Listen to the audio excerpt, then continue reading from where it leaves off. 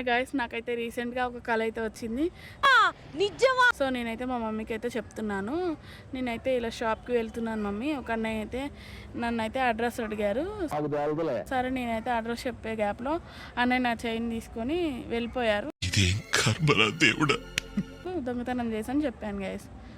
అయితే మా మమ్మీ ఏమంటుందంటే కళలో నువ్వు నన్ను అడిగి బయటకు వెళ్ళావా అని అడుగుతుంది గైస్. నువ్వు నన్ను అరే ఏంట్రా ఇది అడగకుండా ఎందుకు బయటకు వెళ్ళావు అసలు, అప్పుడే అంత పెద్దదాన్ని అయిపోయావా అని అడుగుతుంది గైస్.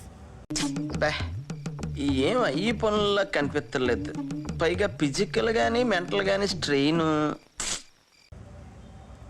ఇంకా నేనేం చెప్పాలి గైస్, నా వల్ల కాలే ఆ టైంలో. తర్వాత తనే గొడవ పడింది, తిట్టింది, అంతా చేసింది, అయిపోయింది. తర్వాత ఒక 2 minutes తర్వాత ఏం అడుగుతుందంటే, అన్నయ్య నిన్ను అడ్రస్ అడిగాడు, కరెక్టే చెప్పావు, చెప్తున్నప్పుడు నువ్వు నీ చుట్టూ పరిశ్రమలు గమనించాలి కదా. అన్నయ్య ఆయన దొంగతనం చేయడానికి వచ్చిందని కూడా కనిపెట్టలేనంత పిచ్చిదానివా నువ్వు? ఎన్ని ఎన్ని ఎన్ని ఎన్ని ఎన్ని ఎన్ని దారుణాలు సార్. అంత చిన్నపిల్లమా, మైండ్ పనిచేయట్లేదని అడుగుతుంది కదా. నేను మరీ అంత ఎదవలా కనపడుతున్నారా? ఓ మాదిరిగా కూడా కనపడలేదా? ఏం చెప్పాలి గైస్, నాకు అసలు ఏం అర్థం కావట్లే.